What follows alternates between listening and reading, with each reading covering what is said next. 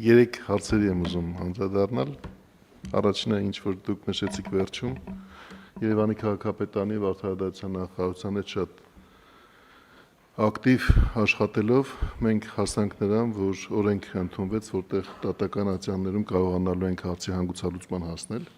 Չեմ ուզում իրավական խնդիրների մասին խոսել, որովհետեւ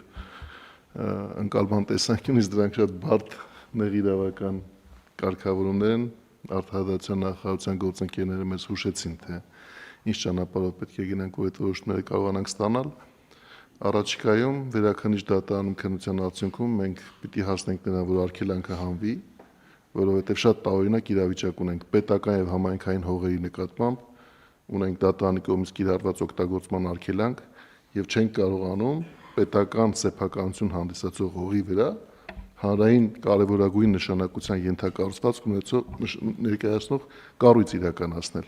Եվ մենք պետք է առաջիկա ամիսների ընթացքում զուգահեռաբար իհարկե Երևանի քաղաքապետարան նախագծման աշխատանքները արդեն ընթացքի մեջ է դրել, որովհետև նախագիծը շատ վաղուց էր կազմված եւ դա նորացման բարելավման կարիք ուներ։ Այդ աշխատանքներն էլ գործնական արդեն բավական առաջ են գնացել, պարոն Ավինյանը կլրացնի։ Եվ մենք զուգահեռաբար մի քանի ուղղություններով շարժվելով մի կողմից պիտի հասնենք արդեն իրավական հանգուցալուծման, որ արգելակումը հանվի, եւ մյուս կողմից նախագիծը պատրաստ լինի կառուցող կազմակերպությանը հրավիրելու համար։ Երկրորդը երթևեկության եւ խցանումների հատկապես հարցերը կարգավորելու համար մենք նույնիսկ ձեր հանձնարարությամբ, պարոն վարչապետ, որոշմամբ ձեր մի միջգերատեսչական աշխատանքային խումբ ունենք, որ պարբերաբար հավաքվում է, մենք 3 այդպիսի քննարկումներ ենք ունեցել արդեն։ Նորից, քանի որ Երևանի հավաքանին շատ մեծ դերակատարում ունի իր որոշումներով Երևան քաղաքում երթևեկության կանոնները կարգավորելու հարցում,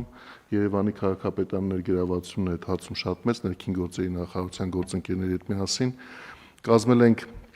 հարցերի ցանկ, որոնք վերաբերում են հատկապես կարճաժամկետ կարգավորումներին։ Վերջին մեր քննարկումը այն մասն էր, որտեղ տեսնում ենք, որ պետք է կարճաժամկետ անելիքները արդյունք տան։ Դրան գույքագրել ենք եւ ուղարկել ենք Երևանի քաղաքապետարան, խնդրելով, որ իրենք համապատասխան որոշումները կայացնեն։ Այնտեղ կա թե քաղաքում որոշակի ժամերի երթևեկության սահմանափակման հետ կապված կարգավորում, թե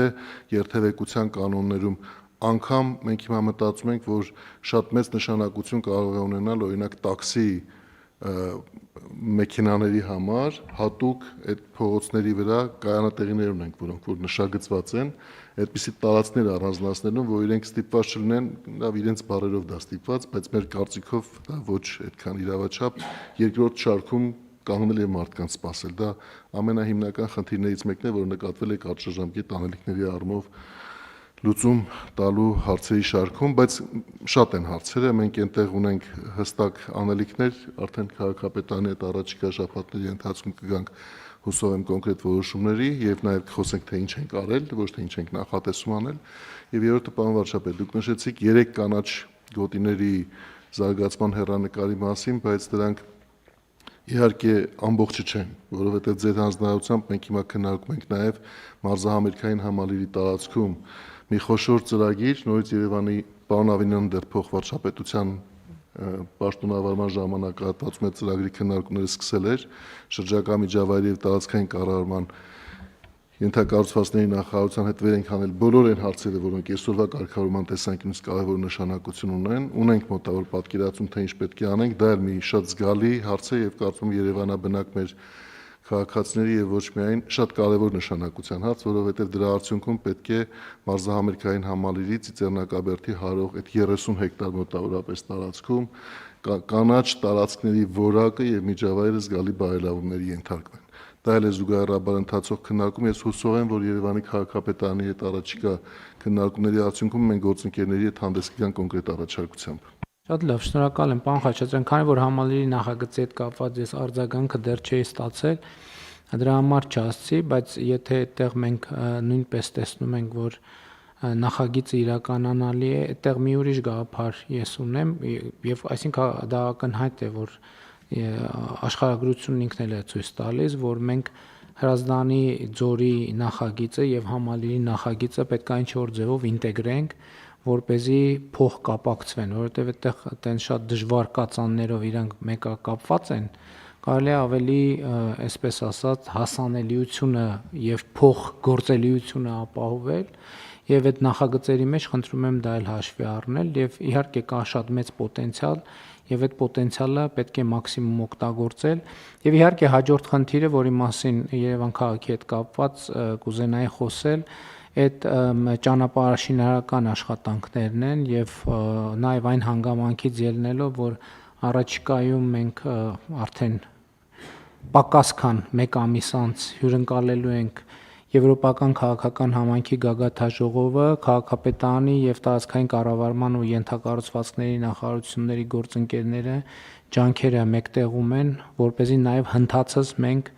ավելի մեծ եւ շոշափելի արդյունք ունենանք։ Ընդհանրապես, բայց նաեւ հետեւյալ տպավորությունն եմ ուզում կիսեմ պարոն Խուդացյանի հետ մենք խոսել ենք այդ թեմայով։ Տեսեք, երկար ժամանակ մենք քննարկում էինք, սա արդեն ոչ միայն Երևանի, այլև հանրապետության մասին։ Մենք քննարկում էինք, որ դե ձյան ժամանակ ճանապարհները նորմալ չեն մաքրվում, չեն սպասարկում եւ այլն եւ այլն։ Հիմա եկավ ինչ որ մի պահ, երբ որ ճանապարհները նորմալ կամ էականորեն ավելի լավ սպասարկվում, մաքրվում եւ այլն, հետո ձյունը հալում գնում է եւ մենք ինչ ենք տեսնում։ Տեսնում ենք, որ այդ ճանապարհների սպասարկման արդյունքում ճանապարհների վրա կամ եզրերին այսքան ավազի շերտ է գոյացել, որը արդեն չոր եղանակին դառնում է փոշու աղբյուր։ Եվ մարզերում հիմա լավ այս վերջին այցի ընթացքում արդեն տեսա, որ այդ մաքրման աշխատանքները սկսել են, որովհետեւ նախորդիվ ասում են, բա լավ, շատ լավ, պատկերացրիք, չէ՞, բանի ավազի, աղի, խառնուրդով որ բան է արվում, մենք էլ անդադ ասում ենք, որ լավ պետք է մաքրել, էս պետք է անել եւ այլն, դա երկու խնդիր է առաջացնում, դա այդ ջանքը ասֆալտի շերտը այնուամենայնիվ վնասում է, որովհետեւ եւ երկրորդը մնացորդներ են մնում, որոնք ընդհանուր խնդիր են առաջացնում։ Եվ հիմա մենք պետքա մտածենք, նախորդ անգամ Գեղարքունիքի մարզ, որ այցելում ենք, դա տեսանելի էր, դե ասում են, բայց լավ, հիմա ինչի չենք բան անում, մաքրում, դե ասում են, մյուս շաբաթ էլ է ձյուն գալու, դրա համար չենք մաքրում, այսինքն համոզվենք, որ ձյան սեզոնը ավարտված է, որ բոլորը միանգամից, բայց այդտեղ մենք պետք է այդ տեխնոլոգիաների մեջ էլ փոփոխություն անենք, որովհետև հիմա տեսեք, մենք ասում ենք, այդ գծանշումները նոր որակի լինեն եւ այլն, ինչ էր կոչվում, պարոն Խուդացյան, այդ տերմոպլեքսով լինեն եւ այլն, տերմոպլեքսով է, հիմա Գառնաշեմ գնում ենք, տենում ենք այդ տերմոպլեքսով այո արած է, բայց կեսը քերած է, բայց ինչի է քերած, դե որովհետեւ ճանապարհը մաքրվել է եւ մաքրվելու ընթացքում քերվել է։ Այսինքն էսեն է, էլի, որ մի հարցը լուծեցինք, ստացանք 3 հատ նոր հարց։ Հիմա այս 3 հատ նոր հարցը ո՞նց ենք լուծելու, պարոն Խուդացյան։ Պարոն Վարչապետ, այդ բոլոր հարցերը ոնց որ թե ընթացքում լուծում ենք։ Տեսեք, հետեւյալ պատկեր ունենք ճանապարհների սպասարկման մասով, մենք ունենք 2 կլիմայական գոտի, միտեղ նախատեսված է ձմեռայինից ամառային անցումը հիմնականում Արարատյան դաշտում եւ Մայրաքաղաք Երևանում ապրիլի 15-ին, այսինքն մինչեւ ապրիլի 15-ը ճանշիներին ժամանակ է տված ավազը մաքրելու համար։ Ունենք երկրորդ կլիմայական գոտին, որը Հարագածոտնի մարզի մի հատվածն է, Շիրակի մարզն է, Կոտայքի մարզի հատվածներ ունենք, որտեղ նախատեսված է ձմեռային սեզոնից ամառային անցումը մայիսի 1-ին։ Հիմա տեսականորեն բոլոր ճանշինները երեք մենք ապարանի տարածաշրջանում Սյունիքում ձյան տեղումներ ենք ունեցել։ Ճիշտ է, հիմա փոշով պայմանավորված, երբ որ եղանակը 2-3 օր մեզ թույլ է տալի ճանշիներին։ Այսօր էլ ես ինչ որ նամակ է ստացել առավոտյան, որը սկսում էր հետեւյալ բառերով. թող այսօրվա ձյունը, չգիտեմ, եւ այլն, եւ բարեմաղթանքներ։ Հասկացա, որ ինչ որտեղ դեռ ձյուն է գալիս Հայաստանի Հանրապետություն։ Սյունիքի մարզում ապարանում 3 ձյուն է եկել եւ հիմնականում այդ կլիմայական գոտիներում մենք ձմեռային ռեժիմից ամառային ռեժիմ, այսինքն ավազի մաքրման վերջնաժամկետը սահմանել ենք մայիսի 1-ին, չնայած հիմա եթե անկեղծ ասեմ, այնտեղ որտեղ 2-3 օր եղանակը թույլ է տալիս, արդեն ճանշինները հավաքված ավազը դուրս են հանում, եկել Գեղարքունիքի մարզում դեպի Սևան գնացող հատվածում էին աշխատում, նկատեցին Կոտայքի մարզում էլի կար։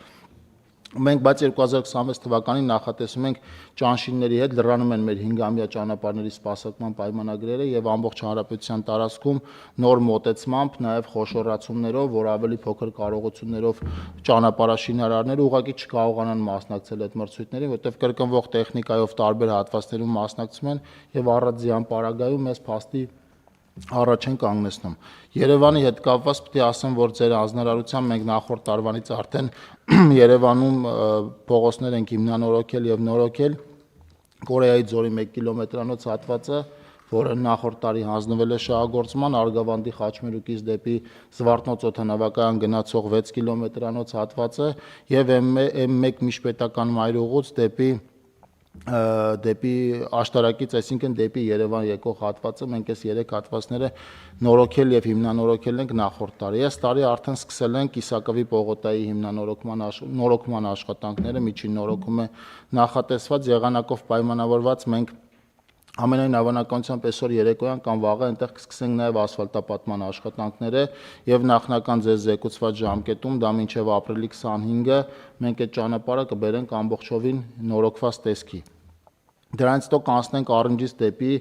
դեպի Երևանից դեպի Առինջ Աճարյան փողոցով գնացող հատվածի նորոգմանը, սա եւս մեր ցանկում կա եւ նաեւ ջրվեժ գնացող դեպի Բագրևանդի Խաչմերուկին զուգահեռ Թևոսյան փողոցի այնտեղ հիմնանորոգման աշխատանքներ կունենանք։